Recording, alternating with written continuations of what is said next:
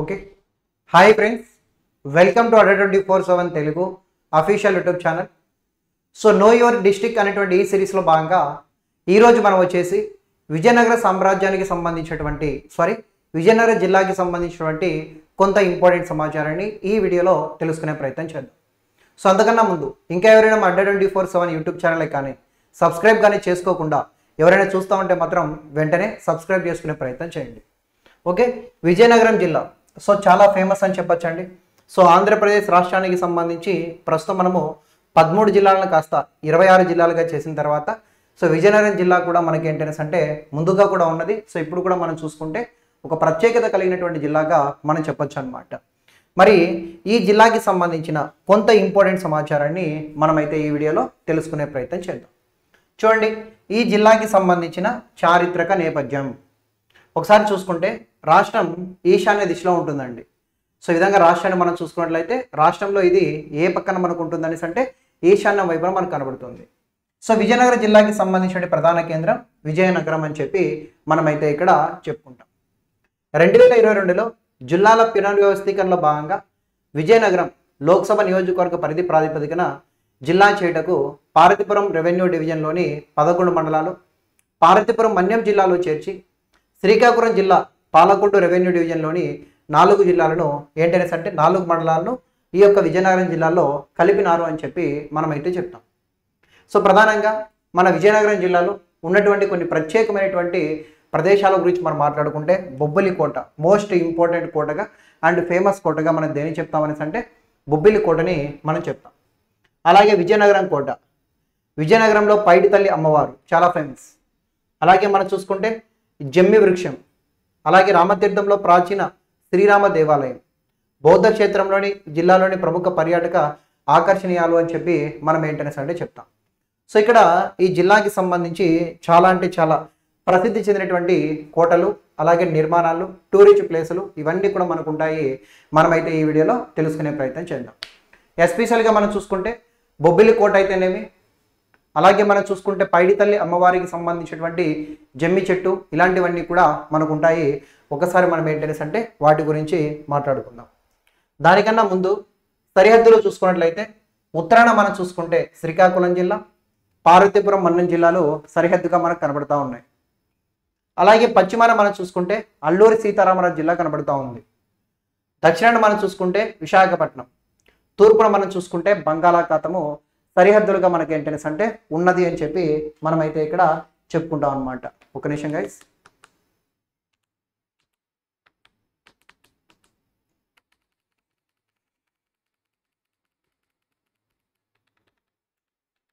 Okay, ఇప్పుడు చూడండి కొంచెం క్లియర్ ఉంటుంది. అలాగే ప్రత్యేకతలు మనం చూసుకుంటే రాష్ట్రంలో జనుము ఉత్పత్తిలో ప్రథమ స్థానం ఉన్నటువంటి జిల్లా అండి.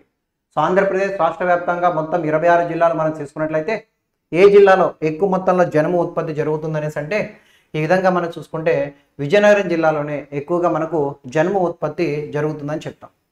చారిత్రాత్మకమైనటువంటి బొబ్బిలి యుద్ధం కూడా జరిగినటువంటి జిల్లా అని చెప్పి మనం ఏంటనేసి చెప్పుకుంటాం. రాష్ట్రంలోని ఈ విధంగా ఎస్సీ కులాల జనాభా తక్కువగా ఉంటుందన్నమాట. రాష్ట్రంలో అన్ని జిల్లాల కన్నా కూడా ఏ జిల్లాలో ఎస్సీ జనాభా తక్కువగా మనకు ఉంటుందనేసి అంటే ఈ జిల్లాలోనే ఉంటుంది.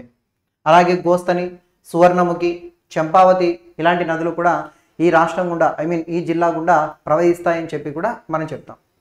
మరి ఈ జిల్లాకి సంబంధించిన జనాభా వివరాలను ఒకసారి మనం చూసుకున్నట్లయితే దాదాపుగా ఈ విధంగా మనం చూసుకున్నట్లయితే 19 లక్షల వరకు జనాభా ఉంటుంది. జనసాంద్రత మనం చూసుకుంటే 468 ఉంటుంది.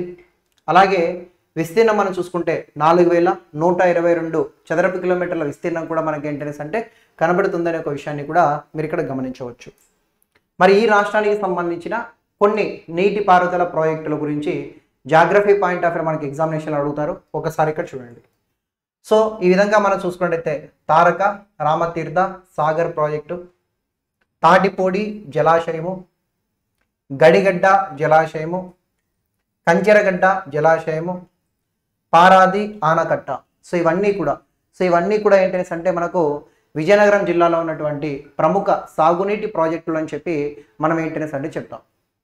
For example Taraka Rama Tirtha project గురించి మనం మాట్లాడుకుంటే ఇది వచ్చేసి మనకు చంపా నది పైన గుర్లా అనేటువంటి మండలంలో కోట రుద్రేడు గడ్డ వద్ద మనకి ఏంటనేసి అంటే ఏర్పాటు చేయబోతా ఉన్నారు. సో ఇంకా ఇది ఏర్పాటు కాలేదు, ఏర్పాటు కాబోతా ఉందని చెప్పి మనం ఏంటనేసి అంటే ఇక్కడ చెప్పొచ్చు. అలాగే మనం చూసుకున్నట్లయితే ఆంధ్ర జలాశయం అనేసి ఇంకోటి ఉంటుంది. ఆంధ్ర జలాశయం. ఆంధ్ర జలాశయం అనేది చంపావతి నది పైన మెట్టాడ మండలం అండ అండ్ లోతుగడ్డ గ్రామాల మధ్య 1998లోనే దాన్ని ఏంటనేసి అంటే ఏర్పాటు చేశారనమాట. అలాగే తాటిపూడి ప్రాజెక్ట్ అండి, గోస్తని అనేటువంటి నది ఒడ్డున ఉంటుంది. గడిగడ్డ జలాశయం అనేది ఈ విధంగా మనం చూసుకున్నట్లయితే 1968లోనే దీన్ని ఏంటనేసి అని నిర్మించారండి. ఆ రోజుల్లో మనం చూసుకున్నట్లయితే గర్ల మండలం ఫకీరు కిత్తలి గ్రామ సమీపంలో ఈ యొక్క గడిగడ్డ జలాశయాన్ని ఏంటనేసి అంటే ఏర్పాటు చేశాడు. జలయజ్ఞంలో భాగంగా గోదావరి జలాలు మళ్లించి గడిగడ్డ జలాశయాన్ని నింపాలన్న ఉద్దేశంతోనే ఉత్తరాంధ్ర సుజల స్రవంతి ప్రాజెక్టును రూపకల్పన చేయడం జరిగింది. సో గోదావరి జలాలను ఈ విధంగా ఏంటనేసి అంటే ఉత్తరాంధ్రకు మళ్లించాలనే ఉద్దేశంతోనే ఆ రోజుల్లో ఏంటనేసి అంటే ఈ జలాశయాన్ని కట్టించినారని చెప్పి మనం చెప్పచ్చు. కంచెరగడ్డ జలాశయం బొబ్బిలి మండలం నారాయణప్ప వంతం వద్ద కలదు. అలాగే మనం చూసుకుంటే పారాది ఆనకట్ట, ఇది కూడా అక్కడే ఉంటుంది, ఒకసారి చూడండి. నెక్స్ట్ ఈ జిల్లాకి సంబంధించిన కొన్ని పర్యాటక ప్రదేశాల గురించి మనం ఏంటనేసి అంటే మాట్లాడదాం. పుణ్యగిరి అని చెప్తామండి, పుణ్యగిరి. సో ఈ విధంగా విజయనగరం జిల్లా వాసులకి పుణ్యగిరి అంటే తెలియకుండా ఉండదు. ఫర్ ఎగ్జాంపుల్ శృంగవరం కోటకు 4 కిలోమీటర్ల దూరంలో ఉన్నటువంటి పుణ్యగిరి శివాలయానికి ఏంటనేసి అంటే ప్రసిద్ధి అనమాట. సో ఈ పుణ్యగిరి అనేది దేనికి ప్రసిద్ధి అనేసి అంటే మంచి శివాలయానికి ఏంటనేసి అంటే ప్రసిద్ధి చెందినటువంటి ఒక పుణ్యక్షేత్రంగా మనం ఏంటనేసి అంటే చెప్పచ్చు. అలాగే గోవిందాపురం అని చెప్తాం. విజయనగరం పట్టణానికి 20 కిలోమీటర్ల దూరంలో ఉన్నటువంటి గోవిందపురాణాన్ని మనం ఏమంటామనేసి అంటే ముక్తిదానం అనే ఒక పేరుతో కూడా మనం పిలుస్తాం. గోవిందాపురం అనేటువంటి ఈ ప్రాంతాన్ని మనం ఏమంటామనేసి అంటే ముక్తిధామం అనే పేరుతో కూడా మనం పిలుస్తాం. ఇచ్చట గీతాచార్యుడు అనేటువంటి శ్రీకృష్ణుడు రథంపై అర్జునుడికి జ్ఞానోపదేశం చేస్తున్నటువంటి శిల్పమే ప్రధాన ఆకర్షణ.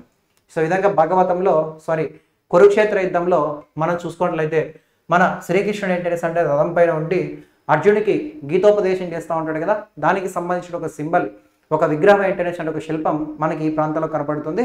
అదే చాలా ప్రత్యేకమైనటువంటి ఆకర్షణగా కూడా ఉంటుంది అని చెప్పి చెప్పచ్చు. అలాగే జమ్మి వృక్షం విజయనగరం పట్టణానికి 10 కిలోమీటర్ల దూరంలో నదీ తీరంలో జమ్మి వృక్షం, దానికి సమీపంలో వేణుగోపాల స్వామి ఆలయములు ఉన్నవి.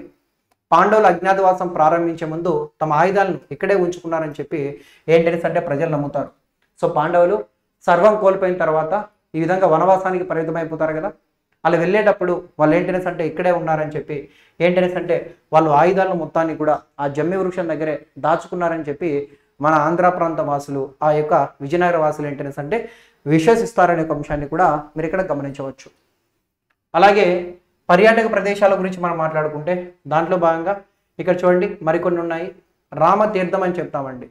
రామతీర్థం విజయనగరం పట్టణానికి 13 కిలోమీటర్ల దూరంలో ఉన్నటువంటి రామతీర్థం 1000 సంవత్సరాల కాలం నాటి శ్రీరామాలయం ప్రసిద్ధి అనమాట. దాదాపుగా 1650-1696 మధ్య కాలంలో పూసపాటి ఏంటనేసి అంటే గజపతులు విజయనగర రాజులు ఏంటనేసి అంటే ఈ ఆలయాన్ని నిర్మించినట్లుగా మనకు ఆధారాలు లభిస్తూ ఉన్నాయి. అలాగే బొబ్బిలి విజయనగర పట్టణానికి 60 కిలోమీటర్ల దూరంలో ఉంటుంది. బొబ్బిలి ప్రాంతంలో బొబ్బిలి రాజులకి అండ్ ఫ్రాన్స్ మద్దతు కలిగినటువంటి జమీందారులకు మధ్య బొబ్బిలి యుద్ధం జరుగుతుంది. ఆ రోజుల్లో మనం చూసుకున్నట్లయితే విజయనగర జమీందారుకి అలాగే మనం చూసుకున్నట్లయితే ఒక యుద్ధం జరుగుతుందండి. ఆ యుద్ధాన్ని మనం ఏమంటామనేసి అంటే బొబ్బిలి యుద్ధం అంటాం. వెరీ ఇంపార్టెంట్, ఓకేనా. సో ఆ యుద్ధంలో భాగంగా చోటు చేసుకున్నటువంటి సంఘటనలన్నీ కూడా ఇక్కడ మనకు ఉంటాయని చెప్పి మనం చెప్తాం.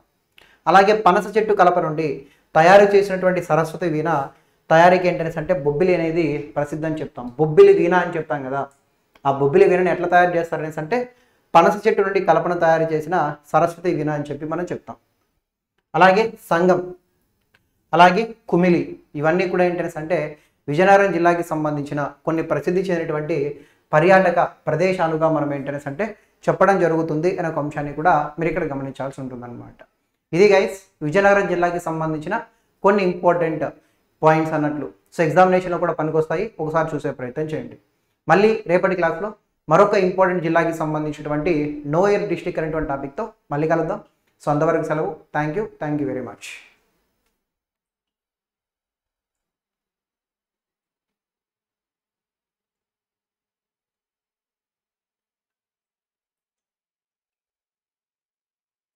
ఓకే.